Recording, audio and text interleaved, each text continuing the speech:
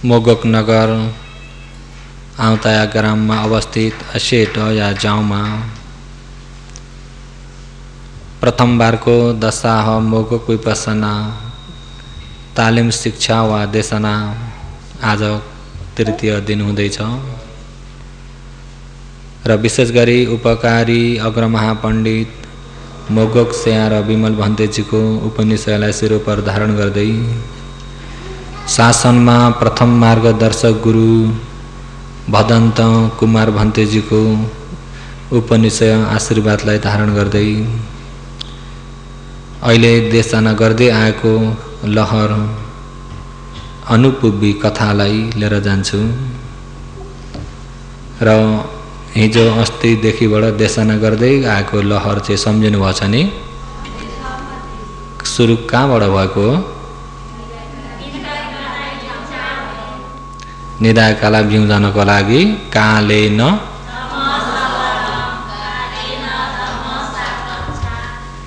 र निदायकाला भ्यू जाउने विषयमा कालेन धम्म श्रवणम कालेन धम्म साकच्छा समय समयमा धर्म श्रवण गर्नु समय समयमा धर्म चर्चा गर्नु धर्म श्रवण धर्म चर्चाले पनि आफूलाई सत्मार्गमा उपकार गर्छ सत्मार्गमा लाग्नको लागि धर्म श्रवण धेरै छ धर्म मनन भइरहेको छ धर्म चर्चा भइरहेको छ भने सत्मार्गमा लाग्नको लागि उले उपकार गरेको हुन्छ नत्र भने निदाई राखेको भइन्छ अनि धर्म श्रवण गर्ने काल समय भन्ने कुन समय भन्ने कुरा सम्झिनु भएको छ कुन समय अरे वितर्क धेरै भएको समयमा र वितर्क पनि के छन् अरे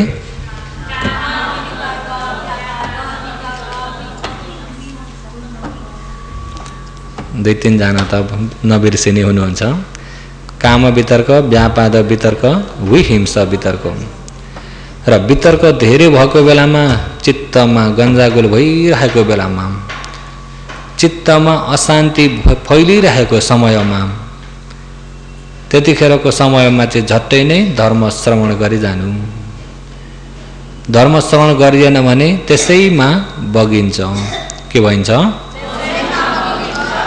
त्यसैमा बगिन्छ अनि धर्म श्रवण पनि कस्तो धर्म श्रवण गर्ने त भन्दाखेरि आदि कल्याणम मध्य कल्याणम पर्यवसान कल्याणम सुरुमा पनि कल्याण हुने मध्य पनि कल्याण हुने अन्तिमसम्म कल्याण हुने आदि कल्याण मध्य कल्याण पर्यवसान कल्याण अहिले यो आदि कल्याण मध्य कल्याण पर्यवसान कल्याणलाई भगवानले पहिलो देशना धर्मचक्र देशना गरिसकेर दोस्रो देशना चाहिँ के देशना गर्नुभयो अनात्मा लक्षण सूत्र जब अनात्मा लक्षण सूत्र देशना गरिसक्ने बित्तिकै पञ्चवर्गीहरू सम्पूर्ण अरहन्त हुन्छन् पाँचै वर्गीय भिक्षु अनि अरहन्त भइसके पश्चात भगवानले चरथ भिक्षवे चारिकम भिक्षवे हे भिक्षुहरू चारिकम देशाचारी गर्दै चर भ्रमण गर देशाचारी गर्दै जाऊ देशाचारी भनेको जान्नुहुन्छ नि देशाचारी भनेको के हो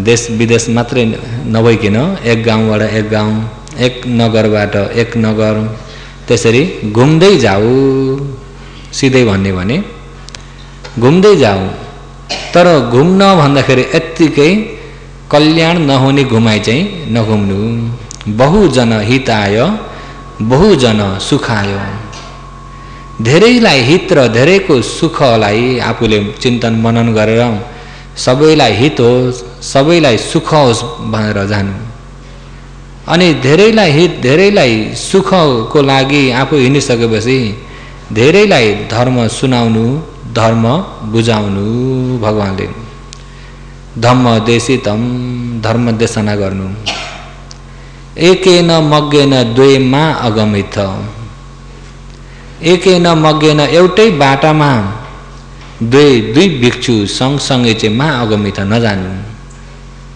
त्यतिखेर भिक्षुहरू थोरै हुनुहुन्थ्यो। भिक्षु थोरै हुनुहुन्थ्यो।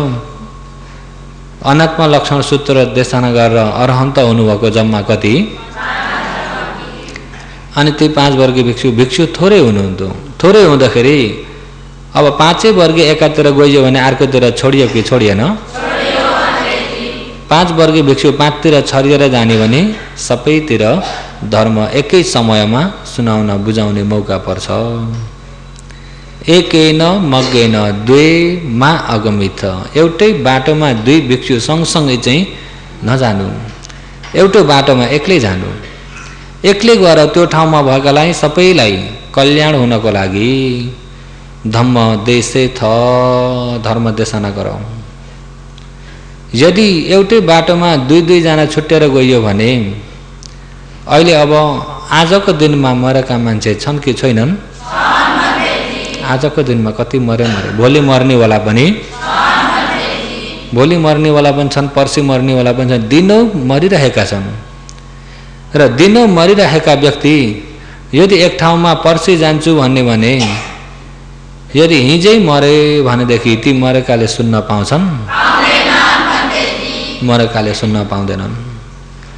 संसार अन्धकारबाट आएका छन् प्राणीहरू। केबाट? अन्धकारबाट आएका छन्। अन्धकार पनि भगवानले कति तक अन्धकार छ भन्दाखेरि यो संसार एक अविद्याले अन्धो बनाइरहेको छ। सही मार्ग नजान्ने अविद्याले गर्दा के बनाछ? महातमेन मोहेन मोहिते जाति सागरे विचरन्ति अपसन्तो विजो भासो मलाभिनो। महातमेन महाअन्धकार भइएको यो संसार महाअन्धकार।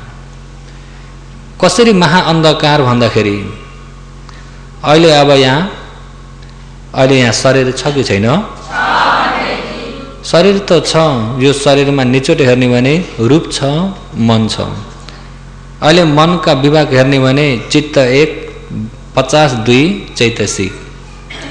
रूप हेर्ने भने महाभूत 4वटा, उपाद रूप 24 वटा, 28 प्रकारका छन्। अहिले यहाँ मन र रूप छ, तर यही शरीर बोकेरै हिँडिएको त छ हामीले, तर हामीले जान्ने बाहिरी बोक्रो मात्रै। असली जुन परमार्थ स्वभावलाई जान्न सकिँदैन। जान्न सक्यो? किन जान्न सकिएन भन्दाखेरि अन्धकार भएको हुनाले।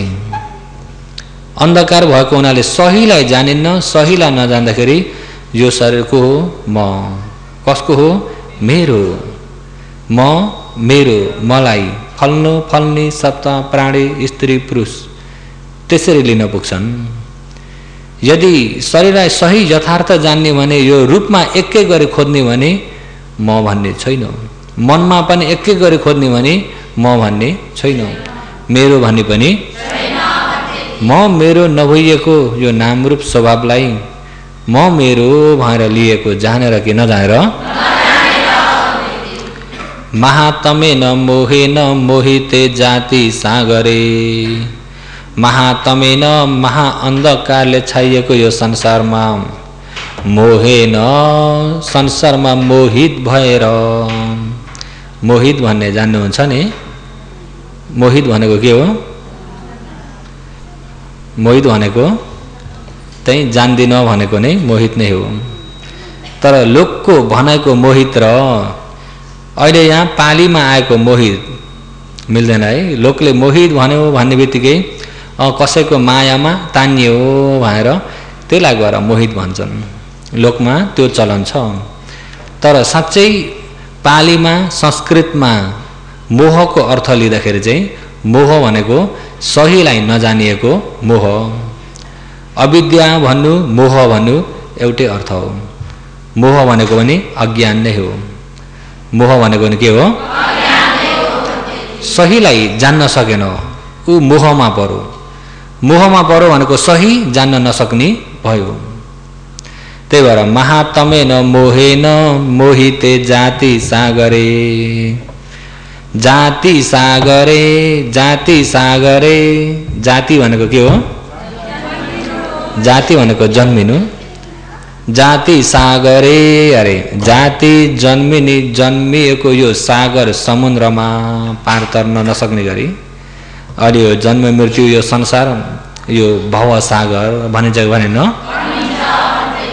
भव सागरमा डुबिएको छ भव सागरमा डुबिएको छ भन्नेको यो पहिलेदेखि आएको शब्द हो जाति सागरे यो जन्म मृत्युको यो भव सागर भित्र विचरन्ति अपसन्तो विजो भासो मलाविनो अपसन्तो सही के हो गल्ती के हो सत्य कुन हो असत्य कुन हो सही मार्ग कुन हो गल्ती मार्ग कुन हो केही नजानिकन अन्न धुन्न अन्धकारमै अरे अरेको भरमा विचरन्ति बग्दै गइएको छ के को भरमा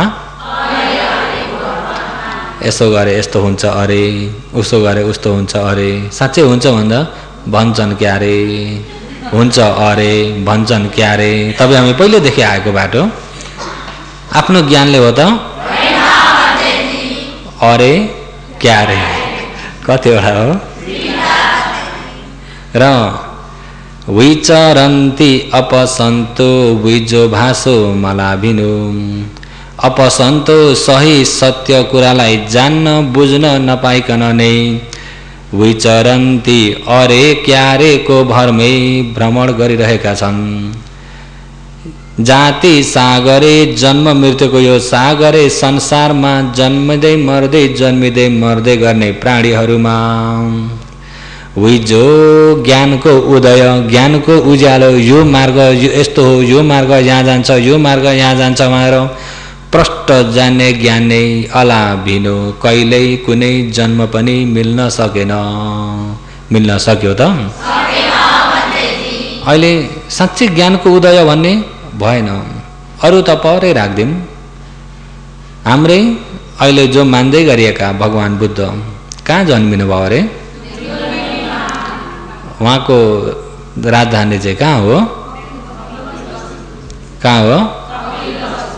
कपिल वस्तु लुम्बिनी भन्दाखेरि त अलि आवाज आएको थियो कपिल वस्तुको समयमा चाहिँ अलिकति कम्ती हो इतिहास पनि धन्य हराउन थालेको छ र नेपालमा सम्झेकै बेला अलिकति पनि भनिहाल्छु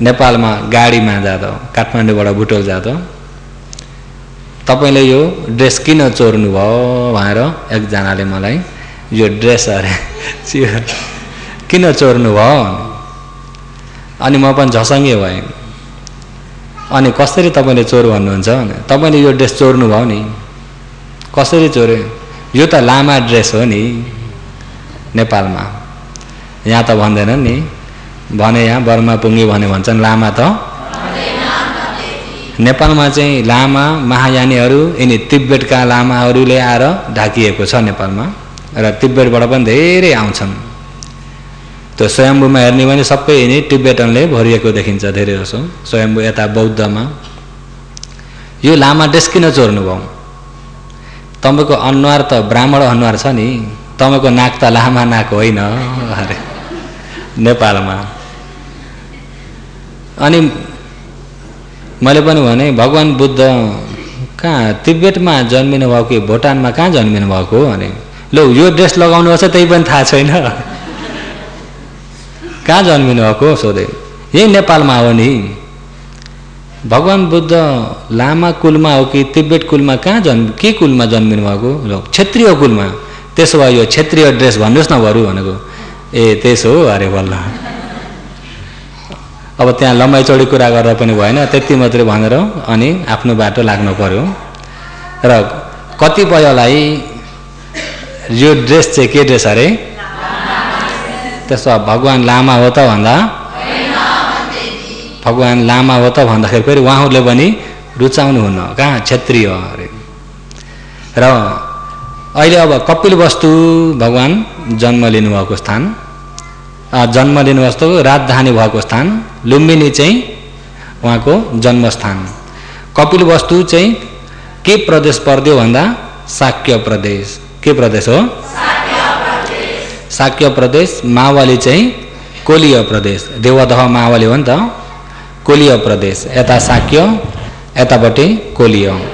बिचमा एउटा नदी छ, रोहिणी नदी। अहिले त खोलोबाट पनि सुक्न लागिसकेको छ र बिचमा त्यतिखेर रोहिणी नदी। रोहिणी नदीदेखि यता कोलीय, यतापट्टि शाक्य। अनि उहाँ त्यतिखेर सिद्धार्थ कुमारलाई माइतैमा जन्माउँछु भनेर जाँदाखेरि बाटामा जन्म भइएको त्यो वनको नाम लुम्बिनी वन। त्यो वनको नाम त्यतिखेर वन थियो। भगवान परिनिर्वाण भएका 200 वर्षपछि चाहिँ ग्राम भयो त्यो वन चाहिँ। सम्राट अशोकको समयमा उहाँको शिलाक्षरमा चाहिँ लुम्बिनी गाम भनेर हिजो आज चाहिँ अञ्चल भयो, लुम्बिनी अञ्चल।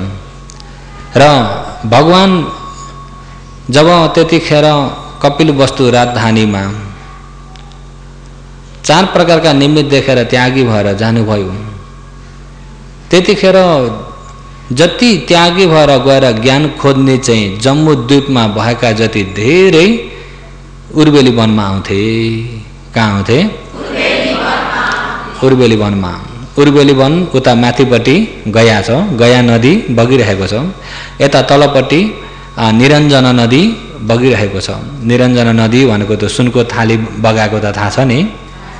हो त्यो ठाउँमा चाहिँ ती नदी पनि छेउमा भएको, वन पनि राम्रो भएको, अनि उच्चा पहाड पनि भएको ठाउँ, गुफाहरू पनि भएका हुँदाखेरि धेरै योग साधना गर्ने जति चाहिँ त्यो ठाउँमा हुन्थे त्यो समयमा। र त्यतिखेर सिद्धार्थ कुमार पनि ज्ञानको खोजीमा गृह त्याग गरेर हिँडेपछि त्यो उर्बेली वनमा पुग्नुभयो। उर्बेली वनमा पुग्दाखेरि त्यतिखेरका जनतामा आचरण विभिन्न प्रकारको थियो। सबैले आफूलाई अब कुन प्रकारले ज्ञान पाइन्छ भनेर अनेक प्रकारका नयाँ नयाँ तरिका खोजेर पनि आचरण गर्थे। कुनै कसैले पञ्चाग्नि तापेर पनि आचरण गर्थे। पञ्चाग्नि भन्ने बुझ्नुहुन्छ नि? पञ्च अग्नि पञ्चाग्नि। आफू बसेको ठाउँमा अगाडिपट्टि पनि आगोको धुनी लगाएछन्, पछाडिपट्टि पनि दाहिने बायाँ, अनि खाली भूमिमा जङ्गल नभएको ठाउँमा माथि घामको आगो तातो, अनि सबै वरिपरि पनि तातो, माथिको पनि तातो, अनि मट्टी पनि तातेको छ त्यसै माथि। अनि अब यो शरीर यता ढल्के यताको आगोले पोल्छ, उता ढल्के उताकाले, अगाडिपट्टि ढल्के अगाडि, पछाडि ढल्के पछाडि, सबैतिरको राप आएको छ। अनि माथि घामको तातो, त्यसरी तातामा शरीर त्यसरी सेकाएका छन्, त्यो कष्ट बेहोरिरहेका छन्। त्यतिखेर चेलाहरूले सोध्छन्, गुरुजी यो यसरी कष्ट गर्न परेको चाहिँ किन? सोद्धाखेरि गुरुहरूको जवाब चाहिँ के आउँथ्यो भन्दा, यो शरीर यो मन बहुतै स्वार्थी छ। के छ अरे?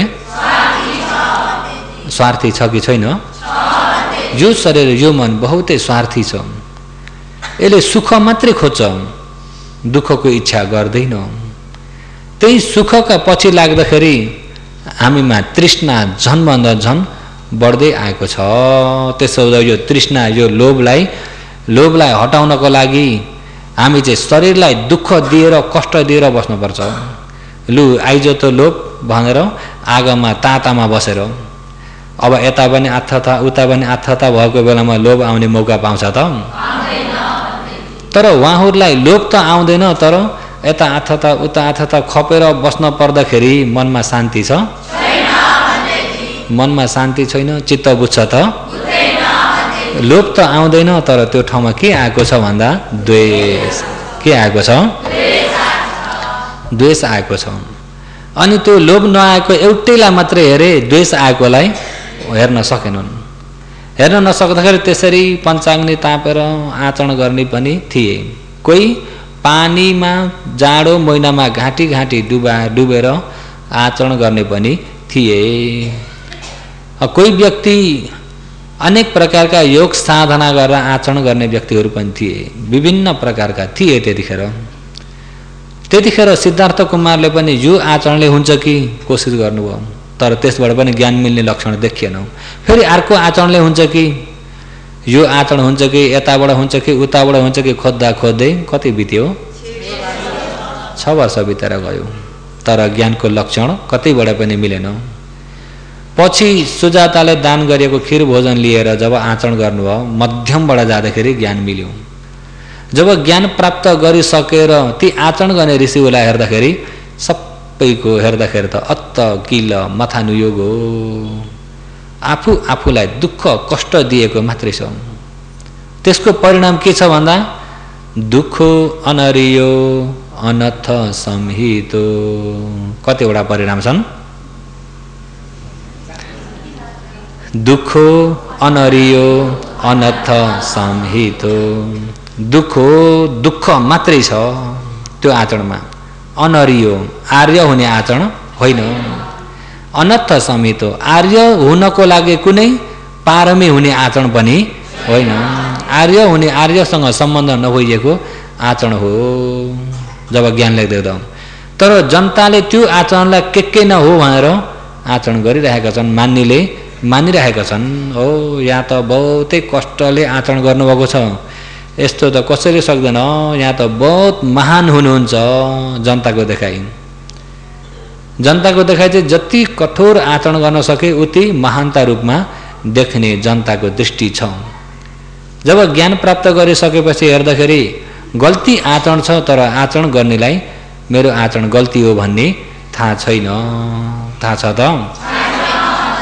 अब ती व्यक्तिहरूलाई भगवानले ज्ञान प्राप्त गरिसकेपछि त देख्नुभयो गल्ती हो भनेर, गएर ए तिम्रो आचरण गल्ती हो भनिदिने भने मान्छन्? तर गल्ती हो कि सही हो भन्ने उनीहरूको ज्ञानले जानेको छ। अन्नधुनमा गल्ती आचरण गरिरहेका छन्। अनि ती गल्ती आचरण गर्नेहरूलाई पछिबाट चतुर्पचयले सेवा गर्ने उहाँका उपासक उपासिकाहरूलाई ए ती व्यक्तिहरूको आचरण गल्ती हो भनिदिने भने ती उपासक उपासिकाहरू मान्छन्? मान्दैनन्। यो सही हो कसरी भन्छौ तिमीहरूले भन्दा सही भन्छन् क्यारे र अर्को क्यारे अरे गल्ती आचरण गर्दैछन् तर मैले गल्ती गर्दैछु भन्ने थाहा छैन। कुन गल्ती हो कुन सही हो